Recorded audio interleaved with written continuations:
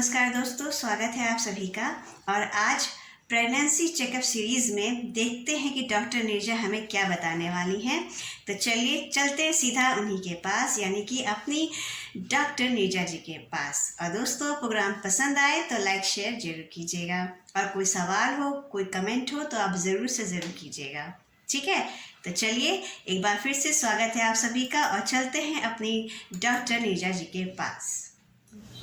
नमस्कार दीक्षिता जी, आज आपने तो मेरे ऊपर ही रख दिया कि आप क्या बताने वाली हैं। जी जी। तो हम लोग स्टेप बाय स्टेप चलते हैं, क्योंकि ऐसा ही जब मेरे पास भी पेशेंट्स आते हैं जी तो उनके भी हर स्टेज पे एक एक सवाल होता है जी। तो हमने अभी तक डिस्कस किया था कि प्रेगनेंसी टेस्ट पॉजिटिव है तो कब विजिट करें।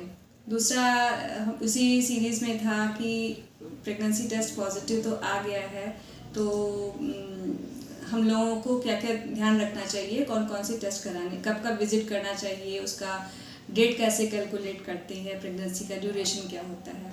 अब हम ये ट्राइमेस्टर भी मैंने बताया, शायद बताया था उस वीडियो में कि नहीं बताया था। थोड़ा बहुत मैम आपने चर्चा की थी। जी, ट्राइमेस्टर एक्चुअली क्या है कि इसको प्रेगनेंसी को जो 40 हफ्ते की प्रेगनेंसी है इसको 3 पार्ट्स में, 3 ट्राइमेस्टर में डिवाइड किया गया है। फर्स्ट 12 वीक्स को फर्स्ट ट्राइमेस्टर, 12 वीक्स से 28 वीक्स तक यानी 12 हफ्ते से 28 हफ्ते तक सेकंड ट्राइमेस्टर, और 28 हफ्ते से 40 हफ्ते तक थर्ड ट्राइमेस्टर होता है।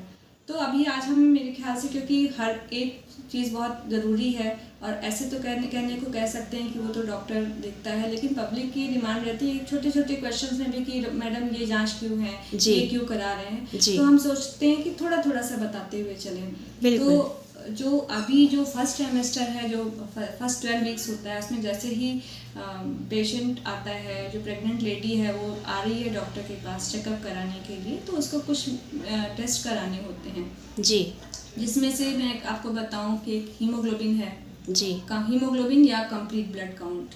सेकंड होता है urinary examination, routine and microscopic urinary examination करवाया जाता है, यूरिन एग्जामिनेशन होता है।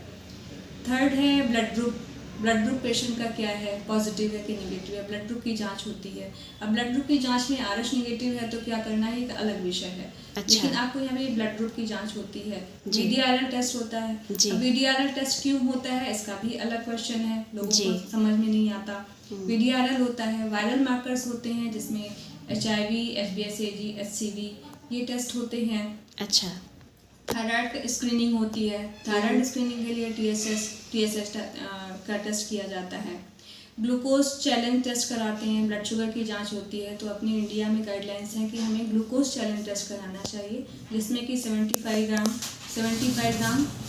ग्राम ग्लूकोज 200 ml एक गिलास पानी में डाल के 10 मिनट में इसको पी लेते हैं। उसके 2 घंटे के बाद में जांच होती है। अच्छा। इसमें ये ज़रूरी नहीं है कि पेशेंट खाली पेट आया है या नहीं आया, उसने क्या खाया है क्या नहीं खाया है।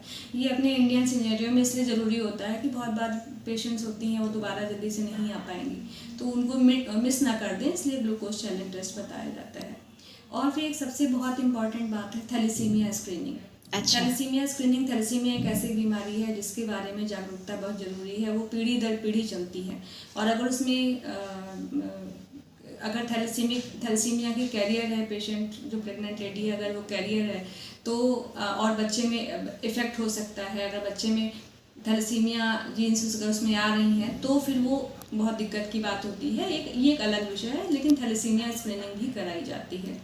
ये जो टेस्ट हैं ये कराए जाते हैं, प्लस एक डेटिंग स्कैन, जो कि मैंने पहले भी बताया था। एक डेटिंग स्कैन, एक फर्स्ट अल्ट्रासाउंड 6 वीक्स पे या 8 वीक्स पे कराते हैं, जिससे डेट्स इनकी सही से कैलकुलेट होती हैं। लेकिन उससे भी ज़्यादा ज़रूरी है 11 वीक्स से 13 वीक्स 6 डेज के बीच में NT-NB scan, nuclear thickness and nasal bone scanning की जाती है। तो वो स्कैन भी ज़रूरी है, जो 2 ये अल्ट्रासाउंड कराए जाते हैं। अच्छा। तो मेरे ख्याल से जो फर्स्ट ट्राइमेस्टर में जो हमने जो बेसिक रिक्वायरमेंट्स है वो मैंने बता दिया है कि ये टेस्ट कराए जाते हैं। ठीक है डॉक्टर नीरजा जी, आज हमने आपसे जाना कि फर्स्ट ट्राइमेस्टर में कौन कौन सी जांचें होती हैं, तो उसके बारे में आपने इतने कम समय में बहुत ही एथेंटिक और शॉर्ट में जो आपने जानकारी दी है, उसके लिए आपका बहुत बहुत धन्यवाद। दोस्तों, डॉक्टर नीरजा जी से हम आगे के बारे में ज़रूर जानेंगे, पर कार्यक्रम की अगली कड़ी में।